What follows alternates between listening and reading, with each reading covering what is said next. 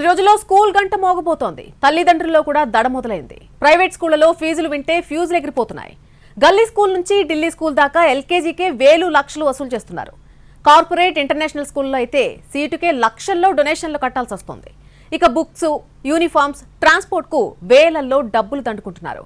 ఇంతకీ ఏ స్కూల్లో ఎంత ఫీజులు వసూలు చేస్తున్నారు, ఏ క్లాస్ కు ఎంత వసూలు చేస్తున్నారు, ఇవాళ ఫోకస్ లో చూద్దాం. ఎల్కేజీ డొనేషన్లకే ఎకరాలు అమ్ముకోవాలి.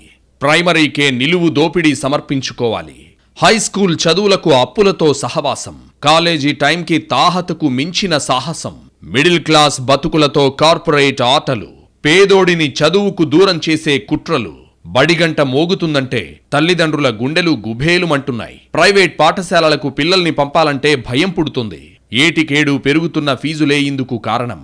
స్కూల్స్, కాలేజీల గేట్లు ఓపెన్ అవుతున్నాయంటే పేరెంట్స్ బ్యాంక్ బ్యాలెన్స్ ఎంతో చూసుకుంటున్నారు. ఫస్ట్ టర్మ్ ఫీజుకైనా ఉన్నాయో లేవో లెక్కలేసుకుంటున్నారు. లేదంటే చిట్టీలు ఏమైనా ఉంటే ఎత్తాలా, లేకపోతే అప్పులు చేయాలని ఆలోచిస్తున్నారు. ఎందుకంటే కేజీ నుంచి 10th దాకా ప్రైవేట్ చదువులంటే మామూలు విషయం కాదు. వేలల్లో ఫీజులు సమర్పించుకోవాల్సిందే. కార్పొరేట్ స్కూళ్లు, కాలేజీలైతే లక్షల్లో ముట్టజెప్పాల్సిందే. ఇక ఇంటర్నేషనల్ స్కూల్స్ సంగతి సరే. వీటిలో సీటు కావాలంటేనే లక్షల్లో డొనేషన్లు ఇవ్వాల్సిందే. కొన్ని కార్పొరేట్ స్కూళ్లలోనూ ఇంతే. న్యూ అడ్మిషన్ అయితే లక్షణంగా లక్షలు సమర్పయామి. పిల్లల ఫ్యూచర్ బాగుండాలనేది తల్లిదండ్రుల ఆశ.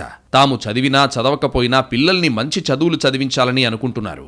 ఇందుకోసం స్థాయిని బట్టి ప్రైవేట్ బడుల్ని ఎంచుకుంటున్నారు. గల్లీ నుంచి ఢిల్లీ దాకా ఫేమస్ ఉన్న పాఠశాలల్లో చేర్పిస్తున్నారు. ఇదే వీక్ పాయింట్ ని ప్రైవేట్ స్కూల్స్ క్యాష్ చేసుకుంటున్నాయి. సీటు కావాలంటే చెప్పిన డబ్బు ఇచ్చుకోవాల్సిందేనంటున్నాయి. లేదంటే నో అడ్మిషన్. ఇంకొన్ని స్కూల్స్ అయితే డొనేషన్లే లక్షల్లో తీసుకుంటున్నాయి. మరికొన్ని స్కూల్స్ ట్యూషన్ల ఫీజుల పేరుతో పిండుకుంటున్నాయి. విద్య రోజురోజుకు కాస్ట్లీగా మారుతోంది. ఒకప్పుడు స్కూల్ నుంచి చదువులు మొత్తం ముగిసేసరికి లక్ష కూడా ఖర్చయ్యేది కాదు. కానీ ఇప్పుడు కిండర్ గార్డెన్లో జాయిన్ చేయాలన్నా లక్షల్లో ఫీజులు చెల్లించాల్సిందే. ఇక 10వ తరగతి వరకు పూర్తి చేయాలంటే కనీసం కొన్ని స్కూళ్లలో ₹1,00,00,000 ఖర్చు చేయాల్సిన పరిస్థితి హైదరాబాద్లో ఉంది. దేశమంతా చదువును కొనడం ఒకెత్తైతే హైదరాబాద్లో చదువుని కొనడం మరింత ఖర్చుతో కూడుకుంది. విద్యార్థులకి సమ్మర్ హాలిడేస్ అయిపోతున్నాయనగానే తల్లిదండ్రులు హడలిపోతున్నారు. స్కూల్స్ రీఓపెన్ అవగానే ఏ రేంజ్లో ఫీజులుంటాయో అని బెంబేలెత్తిపోతున్నారు. కొత్త విద్యా సంవత్సరం వస్తుందంటేనే తల్లిదండ్రుల గుండెల్లో దడ ఎక్కువవుతోంది. ఒకవైపు పుస్తకాలు, స్టేషనరీ, యూనిఫామ్స్, షూస్, ఇలా లిస్ట్ చాంతాడంత ఉంటుంది. ఈ లిస్టు వింటేనే గుండె గుభేలుమంటుంది. ఇవన్నీ కొనాలంటే జేబులకు చిల్లులు ఖాయం. ఇదంతా ఒకెత్తైతే స్కూల్లో జాయిన్ చేయించడం తలకు మించిన భారం. ఫీజులు, డొనేషన్లు, స్పెషల్ ఫీజులు, ట్రాన్స్పోర్ట్, టర్మ్ ఫీజులు, బ్రేక్ఫాస్ట్, లంచ్, ఇలా వీటి లిస్టు తీస్తే తల్లిదండ్రులకు మిగిలేది అప్పుల తిప్పలే. తమ నెల జీతంలో దాదాపుగా 40 నుంచి 50% ఎడ్యుకేషన్ కోసమే కేటాయించాల్సి ఉంటుందంటున్నారు parents. For an LKG admission, a family need at least 4 lakh and it will extend up to 18 lakh rupees. So this type of fees hike is happening in Telangana. So the problem is that the government or other institution is not doing anything against this fees hike or like that. And also another thing that we can know is that the entire public education system of the Telangana have been collapsed. ఇప్పటికే private schools యాజమాన్యాలు fee దందాను షురూ చేశాయి. దీంతో private schools లో పిల్లల్ని join చేయాలంటేనే తల్లిదండ్రులు వణికిపోతున్నారు. పిల్లల చదువుల కోసం అప్పులు చేస్తూ ఆస్తులు అమ్ముకుంటూ నానా అవస్థలు పడుతున్నారు. అది కూడా ఒక్కో స్కూల్ కి ఒక్కో రకమైన ఫీజు హడలెత్తిస్తోంది. గల్లీలో ఉండే చిన్న స్కూల్లోనే నర్సరీలో జాయిన్ చేయాలంటే 35,000కు తగ్గడం లేదు. ఇక కార్పొరేట్, కాన్వెంట్ చదువులకు లక్షలు కుమ్మరించాల్సిందే అంటున్నారు తల్లిదండ్రులు. స్కూల్ ఫీజులు విపరీతంగా పెరిగాయి. 25, 35, 45, 50%. ఒక్క స్కూల్ అయితే 100% కూడా పెంచింది స్కూల్ ఫీజులు. ఇప్పుడు చూడండి, లాస్ట్ ఇయర్ 60,000 కట్టిన ఒక పేరెంట్ ఈ సంవత్సరం ఒక్కసారిగా పెరిగిన ఫీజుతో 80,000 కట్టాలి అంటే ఎవరికి వెళ్ళి చెప్పుకుంటారు? స్కూల్ కౌంటర్ దగ్గరికి వెళ్ళి చెప్పుకోవాలా? ఎవరు వినరు. అందరూ కడుతున్నారండి, మీరు కట్టండి అంటారు. ఇంకా పేరెంట్ చెప్పుకోవడానికి ఏముంది? కమిటీ, ఒక న్యాయ వ్యవస్థ ఏముంది? ఎక్కడికి వెళ్ళి చెప్పుకోవాలి? ప్రస్తుతం ఉన్న ప్రైవేట్, కార్పొరేట్ స్కూల్స్లో స్టార్టింగ్లోనే లక్షల ఫీజులు వసూలు చేసిన మౌలిక సదుపాయాలు, నాణ్యతా ప్రమాణాలు పాటించడంలో పూర్తిగా వైఫల్యం చెందుతున్నాయి. మరోవైపు ఫీజులు కాకుండా స్పెషల్ ఫీజుల పేరుతో అకాడమిక్ ఇయర్ మధ్యలో వసూలు చేస్తూ తల్లిదండ్రులను పీల్చి పిప్పి చేస్తున్నాయి. ఇలా ఇష్టారాజ్యంగా వసూలు చేయడం సరైంది కాదని, అందుకు ఒక నియంత్రణ అవసరమని కొన్నేళ్లుగా డిమాండ్లు వినిపిస్తున్నాయి. ఫీజు రెగ్యులేషన్ చేయాల్సిన అవసరం ఉందని కోరుతున్నారు. గతంలో తిరుపతిరావు కమిటీ ఏర్పాటు చేసి నివేదికను తయారు చేసింది గత ప్రభుత్వం. కానీ ఈ రిపోర్ట్ని పట్టించుకున్న పాపాన పోలేదు. కష్టతరంగా ఉంది, సర్వైవల్ కష్టంగా ఉంది, శాలరీస్ వెళ్ళడం కూడా, రెంట్స్ వెళ్ళడం కూడా చాలా ఇబ్బందిగా మారింది. సో ప్రభుత్వం దీనికి ఫీ రెగ్యులేషన్ ఒకటి తీసుకొస్తా అన్నారు, ఇంతవరకు తీసుకురాలేదు. So fee regulation in the sense ఆ ఇంటర్నేషనల్ స్కూల్స్ని, ఆ కార్పొరేట్ స్కూల్స్ని కంట్రోల్ చేస్తే బాగుంటుంది. ఫీజుల పేరుతో ప్రైవేట్ యాజమాన్యాలు తల్లిదండ్రుల రక్తాన్ని పీల్చేస్తున్నారని, అయినా ప్రభుత్వాలు ఏమీ పట్టనట్టు చోద్యం చూస్తున్నాయంటూ పేరెంట్స్ అసోసియేషన్లు ఆరోపిస్తున్నాయి. ఫీజుల నియంత్రణపై వేసిన కమిటీ ఇప్పటికీ రిపోర్ట్ను బహిర్గతం చేయకపోవడంతోనే విద్యాశాఖ అలసత్వం కనిపిస్తోందని వారు మండిపడుతున్నారు. ఇప్పటికే ఎన్నోసార్లు చెప్పినప్పటికీ కామన్ ఫీజు విధానం గురించి ఆలోచించడం లేదంటున్నారు. ఇప్పటికైనా ఫీజు రెగ్యులేషన్ చేయాల్సిన అవసరం ఉందని వారు కోరుతున్నారు. వడ్డీలాగా వేసుకుంటూ పేరెంట్స్ దగ్గర నుంచి లక్షలు లాగుతున్నారు. దీని మీద గవర్నమెంట్ నియంత్రణ ఎందుకు లేదో తెలియదు. పోనీ స్కూల్స్, ఎన్ని స్కూల్స్ గవర్నమెంట్కి ప్రతి సంవత్సరం వాళ్ళ ఆడిట్ లెక్కలు సమర్పించి మా స్కూల్ ఫీజు ఇంత ఉంటుంది అని అప్రూవల్ తీసుకుంటుంది. దాదాపు చాలా స్కూల్స్ తీసుకోవట్లేదు. ఫీజుల భారంతో తల్లిదండ్రులు అదనపు భారాన్ని మోయలేక ఆస్తులను అమ్ముకుంటున్న పరిస్థితులున్నాయి. కొందరు పేరెంట్స్ పిల్లలకు చదువుల కోసం పుట్టక ముందు నుంచే సంపాదించడం మొదలు పెడుతున్నారు. 10వ తరగతి వరకు అయ్యే ఖర్చుల కోసం లక్షలు సమకూర్చుకునే పనిలో పడుతున్నారు. ఎంత ముందు జాగ్రత్తగా డబ్బులు జమ చేసుకుంటున్నా ఏటేటా భారీగా పెరుగుతున్న ఫీజులతో ఇవి ఏమాత్రం సరిపోవడం లేదు. వేలు లక్షల్లో ఫీజులు వసూలు చేయడమే కాదు, అందుకు తగ్గట్టే లోన్లు ఇప్పిస్తున్నాయి ప్రైవేట్ స్కూళ్లు. మీ పిల్లలకు మంచి ఎడ్యుకేషన్ కావాలంటే, ఫ్యూచర్ బాగుండాలంటే రిస్క్ తప్పదు మరి అంటూ కోతలకు వస్తున్నాయి. స్కూల్, కాలేజ్ ఫీజులకు వడ్డీ లేని లోన్స్ 2 నుంచి 10 లక్షల దాకా కేవలం 24 గంటల్లోనే మంజూరవుతున్నాయంటే ఇదంతా ఏ రేంజ్లో నడుస్తుందో అర్థమవుతుంది. పెరుగుతున్న ఫీజులు చెల్లించలేక చాలా మంది తల్లిదండ్రులు ఇబ్బందులు పడుతున్నారు. పిల్లలు మంచి స్కూల్, కాలేజీలో చదవాలి అనే ఆశతో వేలు, లక్షల్లో ఫీజులు చెల్లిస్తున్నారు. తమ స్తోమతకు మించి పెద్ద చదువులు చదివిస్తున్నారు. అలాంటి వారికి ప్రస్తుతమున్న ఫీజులు తలకు మించిన భారమనే చెప్పాలి. ఏటేటా చదువులకు పెద్ద మొత్తంలో ఖర్చు చేయాల్సొస్తోంది. చిన్నపిల్లల చదువులు ఎల్కేజీకి సైతం వేల నుంచి లక్షల ఫీజులు కట్టాల్సొస్తోంది. ఇక ఇంటర్, డిగ్రీ, పీజీ సహా ప్రత్యేక కోర్సులకు లక్షల్లో చెల్లించాలి. దీంతో చాలా మంది ఫీజులు చెల్లించేందుకు ఇబ్బందులు పడుతున్నారు. వడ్డీ వ్యాపారుల దగ్గర అప్పు తీసుకుని అధిక వడ్డీలు చెల్లిస్తున్నారు. అప్పు ఎలా, ఎక్కడ తేవాలని ఆలోచిస్తున్న వారికి ప్రైవేటు బడులే దారి చూపిస్తున్నాయి. ఇదిగో పలానా సంస్థ దగ్గర మీ పిల్లల ఫీజులకు కావాల్సినంత అప్పిస్తుంది, వడ్డీ లేకుండా తిరిగి కట్టేయొచ్చు అంటూ చెబుతున్నాయి. అప్పిచ్చే సంస్థ పేరేంటో ఏకంగా అప్లికేషన్ చివరనే అచ్చేస్తున్నాయి. ఎలాంటి వడ్డీ లేకుండా ఫీజుల కోసం లోన్ తీసుకోవచ్చని ఊదరగొడుతున్నాయి. తల్లిదండ్రుల వేతనాల సంగతేమో కానీ స్కూల్ ఫీజులు ప్రతి ఏటా ఊహించనంతగా పెరుగుతున్నాయి. ప్రతి సంవత్సరం 10 నుంచి 15% పెరుగుతూ ఉన్నాయి. ఇంకొన్ని స్కూళ్లైతే ఏకంగా 20% పైగా హైక్ చేస్తున్నాయి. 1 నుంచి 10వ తరగతి వరకు స్కూల్ ఫీజులు భారీగా వసూలు చేస్తున్నారు. స్కూల్ ఫీజులు చెల్లించడానికి కష్టార్జితాన్ని మొత్తం ఒకేసారి కట్టపెట్టే బదులు పర్సనల్ లోన్ తీసుకోవడం, గోల్డ్ లోన్ తీసుకోవడం వంటివి చాలా మంది చేస్తూ ఉంటారు. వీటికి వడ్డీ రేట్లు ఎక్కువగా ఉంటాయి. ఈ నేపథ్యంలో స్కూల్ ఫీజులు కట్టేందుకు పలు బ్యాంకులు, ఫిన్టెక్, నాన్ బ్యాంకింగ్ ఫినాన్స్ కంపెనీలు లోన్లు అందిస్తున్నాయి. సాధారణంగా ఉన్నత విద్యాభ్యాసానికి ఎడ్యుకేషన్ లోన్స్ అందించడం అనేది బ్యాంకులు చేస్తూ ఉంటాయి. కానీ స్కూల్ ఫీజులు కట్టడానికి కూడా తాజాగా బ్యాంకు లోన్లు అందించడం హైలైట్. వీటిని బ్రిడ్జ్ లోన్స్ అని పిలుస్తూ ఉంటారు. ఇందులో నెలవారీ ఈఎంఐ ఆప్షన్ కూడా ఉంది. వీటిలో కొన్ని బ్యాంకులు నో కాస్ట్ ఈఎంఐ కూడా ఆఫర్ చేస్తున్నాయి. మరికొన్ని బ్యాంకులు 12% వరకు వడ్డీని వసూలు చేస్తున్నాయి. For example, bank of Baroda 4 లక్షల రుణం పైన 12% వడ్డీ వసూలు చేస్తోంది. మొత్తంలో 12 నెలల వ్యవధిలో తిరిగి చెల్లించాల్సి ఉంటుంది. కొన్ని నాన్ బ్యాంకింగ్ ఫినాన్స్ సంస్థలు నో కాస్ట్ ఈఎంఐ కూడా ఆఫర్ చేస్తున్నాయి. అంటే వడ్డీ లేకుండా ప్రతి నెల చెల్లింపులు చేస్తే సరిపోతుంది. అయితే కొన్నింటికి ప్రాసెసింగ్ ఫీజుల రూపంలో వసూలు చేసే అవకాశం ఉంటుంది. సిబిల్ స్కోర్ ఆధారంగా రుణాన్ని మంజూరు చేస్తారు. ఈ లోన్ కోసం మీరు స్కూల్ ఫీజు బ్రేకప్, మీ శాలరీ స్లిప్, బ్యాంక్ స్టేట్మెంట్ కూడా సబ్మిట్ చేయాల్సి ఉంటుంది. డబ్బులు నేరుగా మీ స్కూల్ అకౌంట్ కు ట్రాన్స్ఫర్ అవుతుంది. ఉదాహరణకు, నాన్ బ్యాంకింగ్ ఫైనాన్షియల్ సంస్థ యాక్సిస్ లో ఫిన్సర్వ్ విద్యా సంస్థలు ఫీజులు కట్టేందుకు ఇండియా ఎడ్ అనే స్కీమ్ ని తీసుకొచ్చింది. ఇండియా ఎడ్ స్కీమ్ ద్వారా స్కూలు, కాలేజీ ఫీజులు చెల్లించేందుకు ఆర్థిక సాయం అందిస్తోంది. ఎలాంటి వడ్డీ లేకుండానే రుణాలను అందిస్తోంది. విద్యార్థులు ఎదుర్కొంటున్న ఫీజుల సమస్యలను పరిష్కరించేందుకు ఈ వడ్డీ రహిత లోన్స్ ఇస్తున్నాము అంటోంది. ఇందుకోసం ఇప్పటికే పలు స్కూళ్లు, కాలేజీలు, కోచింగ్ సెంటర్లు, ఎడ్టెక్ సంస్థలతో భాగస్వామ్యం కుదుర్చుకున్నామని ఫిన్సర్వ్ తెలిపింది. 2 లక్షల నుంచి 10 లక్షల వరకు ఫీజులు చెల్లించేందుకు లోన్ ఇస్తామంటోంది. స్కూల్ కాలేజీ ఫీజుల కోసం 2 నుంచి 10 లక్షల వరకు వడ్డీ లేని లోన్ ఇస్తామని చెబుతున్నాయి ఇలాంటి ఎన్నో సంస్థలు. 3 నుంచి 72 నెలల వ్యవధిలో తిరిగి చెల్లించొచ్చు అంటున్నారు. ఎలాంటి వడ్డీ ఉండదని స్పష్టం చేస్తున్నాయి. లోన్ కి అర్హత సాధించిన వెంటనే అంటే 24 గంటల్లోనే ఒప్పందం చేసుకున్న స్కూల్, కాలేజీ, కోచింగ్ సెంటర్లకు కావాల్సిన ఫీజుల మొత్తాన్ని బదిలీ చేస్తామంటున్నాయి. దీని ద్వారా విద్యార్థులకు ఎదురయ్యే ప్రధాన ఆర్థిక సవాళ్ల సమస్యకు పరిష్కారం లభిస్తుందని చెప్పుకొస్తున్నాయి. ఫీజులు చెల్లించలేక ఇబ్బందులు పడుతున్న వారు ఈ సేవలను ఉపయోగించుకోవాలని కోరుతున్నాయి. ముందు 6 నెలల దాకా నో ఇంట్రెస్ట్ అయినా ఆ తర్వాత నెలల్ని బట్టి వసూలు చేస్తున్నాయి. పైకి వడ్డీ రహిత లోన్ అన్నా లోపల గుంజాల్సినంత గుంజేస్తున్నాయి. మరోవైపు వేలు లక్షల్లో ఫీజులు వసూలు చేస్తున్న ప్రైవేటు పాఠశాలల్లో ఉండాల్సిన కనీస సౌకర్యాలు లేవు.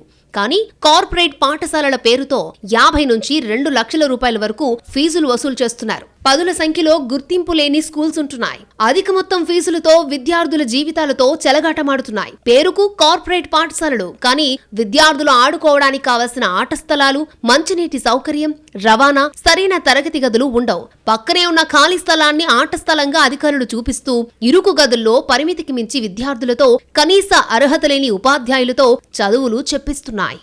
ప్రభుత్వాలు మారినా ప్రైవేటు బడులు తీరు మారడం లేదు. ఇష్టారాజ్యంగా ఫీజులు దండుకుంటున్నాయి. ఏటేటా 10 నుంచి 20% ఫీజులు పెంచేస్తున్నాయి. స్కూళ్లలో బుక్స్, స్టేషనరీ అమ్మొద్దని చెప్పినా చెవికెక్కించుకోవు. యూనిఫామ్స్ విషయంలోనూ అంతే. వీటిని స్కూళ్లలోనే కొనాలని కండిషన్ పెడుతున్నాయి. ఒక్క పుస్తకాలకే 10 నుంచి 15 వేల రూపాయలు వసూలు చేస్తున్నాయి. యూనిఫామ్ కు వేలల్లోనే వసూలు చేస్తోంది.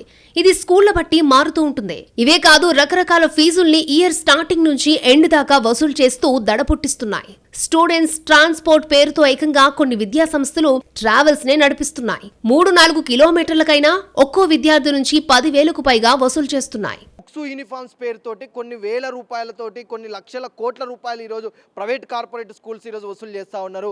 ఇప్పటి వరకు స్కూల్ ప్రారంభం కాకముందుకే తల్లిదండ్రులకు మెసేజ్లు పెట్టి మీరు బుక్స్ కొనాలి, యూనిఫామ్ కొనాలని ఎల్కేజీ స్టూడెంట్కే బుక్స్, యూనిఫామ్స్ పేరుతోటి 10,000 నుంచి 20,000 రూపాయల వరకు ఈరోజు వసూలు చేస్తూ ఉన్నారు ఈ కార్పొరేట్ స్కూల్స్.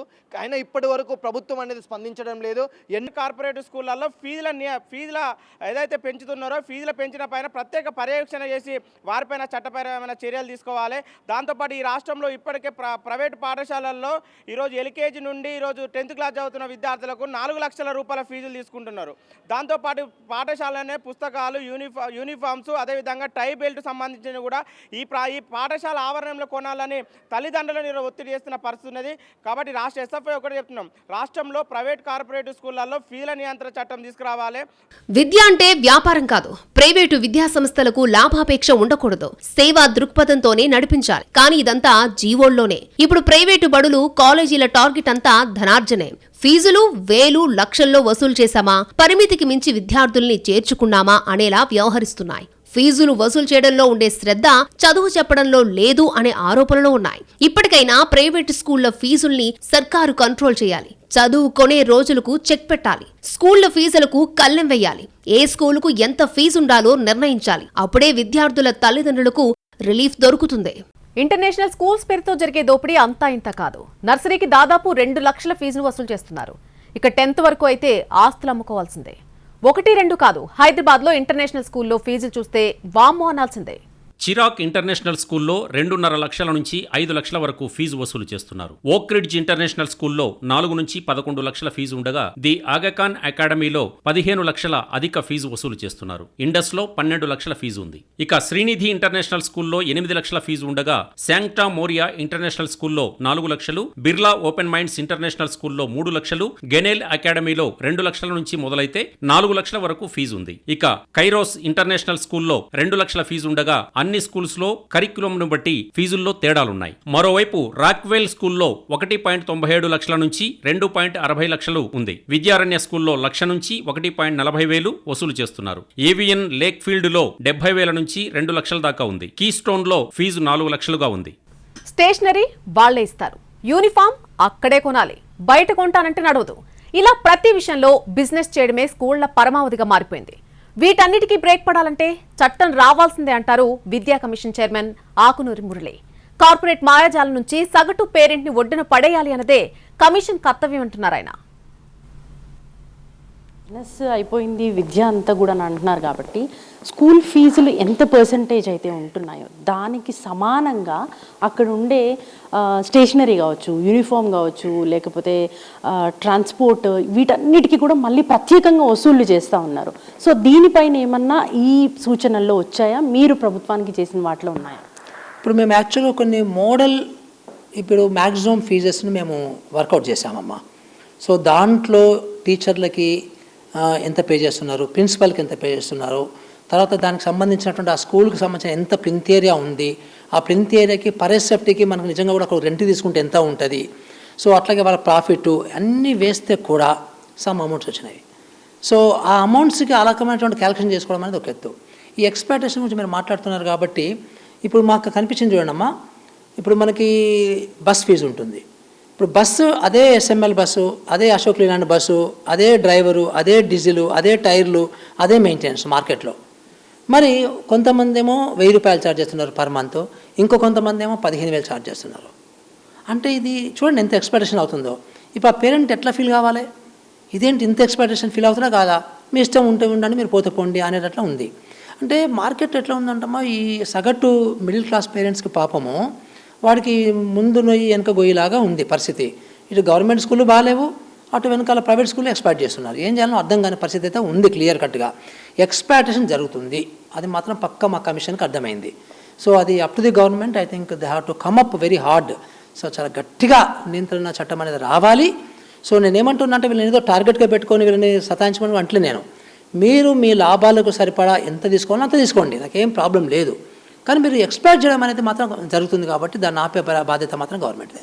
రైట్. ఇక విద్యా హక్కు చట్టానికి వచ్చినట్టయితే ఇప్పుడున్న పరిస్థితుల్లో కార్పొరేట్ ఇంటర్నేషనల్ స్కూల్స్ అని చెప్పుకుంటున్న వాటిలో ఎక్కడ కూడా విద్యా హక్కు చట్టాన్ని అమలు చేస్తున్న పరిస్థితి లేదు.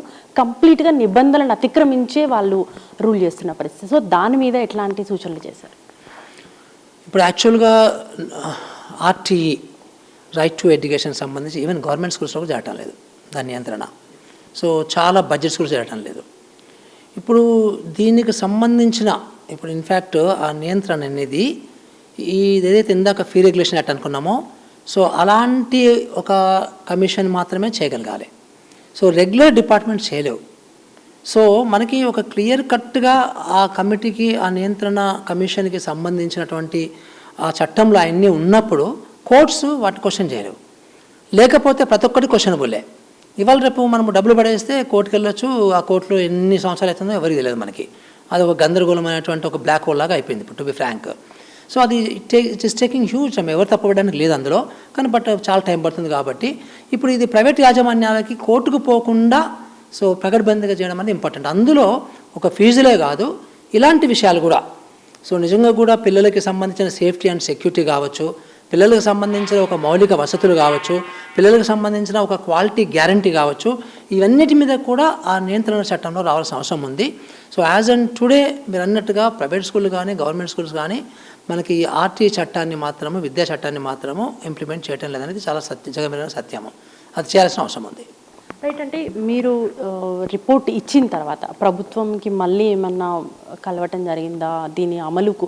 ఎందుకంటే అకాడమిక్ ఇయర్ స్టార్ట్ అయిపోతుంది, ఇప్పుడు రేపటి నుంచి స్కూల్ స్టార్ట్ అయిపోయి ఆల్రెడీ అడ్మిషన్స్ కూడా కంప్లీట్ చేసుకున్న స్కూల్స్ చాలా ఉన్నాయి, మీకు కూడా తెలుసా విషయం. సో దీని మీద మళ్ళీ ఏమన్నా ఆరా తీయటం జరిగిందా? అంటే చాలామంది ఇది అనుకుంటున్నారంటే అంటామా విద్యా కమిషన్ అనగానే ఇదేదో అమలు కూడా చేస్తుందేమో అనుకుంటారు యాక్చువల్గా. సో చాలామంది మమ్మల్ని అడుగుతుంటారు అన్నమాట ఈ సోషల్ మీడియాలో అక్కడ కింద కామెంట్స్ వస్తుంటాయి, కమిషన్ వచ్చి ఏం జరిగింది, ఏం బాగైంది, ఇలాంటివన్నీ కూడా. కమిషన్ అనేది ఓన్లీ రికమెండేషన్ బాడీ. మేము స్టడీ చేస్తాము, అధ్యయనం చేస్తాము గట్టిగా. సో ఏది మంచి ఏది చెడ్డ అనేది తెలుసుకుంటాము, అందరితో మాట్లాడతాము. సో దాన్ని ఒక రికమెండేషన్స్ రూపంలో ఒక రిపోర్ట్ రూపంలో గవర్నమెంట్ పంపిస్తాం. దాని తర్వాత మా జాబ్ ఎండ్ అయిపోతుంది. సో మళ్ళీ దాన్ని ఏమైంది అని అడగడానికి కూడా లేదు to be frank with you. So maybe I think అప్పుడప్పుడు ఏమైనా ముఖ్యమంత్రి గారిని కలిసినప్పుడు మేము గుర్తు చేస్తుంటాము. సో అంతవరకే తప్ప సో మిగతాది మేము ఎందుకు ఇంప్లిమెంట్ చేయడం అడగడానికి లేదు. ఇది ఇన్ఫ్యాక్ట్ ఇది చట్టబద్ధమైన సంస్థ కూడా కాదు, ఇది ఒక by order. So by order create అయినటువంటి ఇది విద్యా కమిషన్ తప్ప దీనికి చట్టబద్ధమైనటువంటి ఇది కూడా లేవు మనకి. సో అందుకని మేము మా బాధ్యత అంతా కూడా గవర్నమెంట్కి రిపోర్ట్ ఇవ్వడం వరకే మా బాధ్యత, రికమెండేషన్ చేయడం వరకే మా బాధ్యత. ఇంప్లిమెంటేషన్ అప్ టు అంతా కూడా గవర్నమెంట్దే బాధ్యత. Thank you so much sir. So ఇది మొత్తంగా ఇటు ఫీజుల నియంత్రణకు సంబంధించి ప్రభుత్వం దగ్గర ఇప్పుడు ఉందనే చెప్పుకోవాలి. పూర్తి స్థాయిలో ప్రభుత్వం దీనికి ఒక చట్ట రూపాన్ని తీసుకురావడానికి ప్రయత్నాలు అయితే చేస్తుందని చెప్పుకోవచ్చు. సబ్ కమిటీ ఇప్పటికే పలుమార్లు సమావేశం అయ్యి ఇటు పేరెంట్స్తో కూడా స్టూడెంట్స్తో కూడా మాట్లాడడం జరిగింది. కాబట్టి కమిషన్ ఇచ్చిన సిఫార్సుల మేరకు నియంత్రణ చట్టాన్ని ఫుల్ ప్లెజ్డ్గా పకడ్బందీగా అమలు చేసే విధంగా ప్రభుత్వం చర్యలు తీసుకోవాలని ఇటు పేరెంట్స్, స్టూడెంట్స్, కమిషన్ నుంచి కూడా చెప్పుకుంటున్న పరిస్థితి. కెమెరా పర్సన్ గణపతితో రాధికా, ఎన్టీవీ, హైదరాబాద్.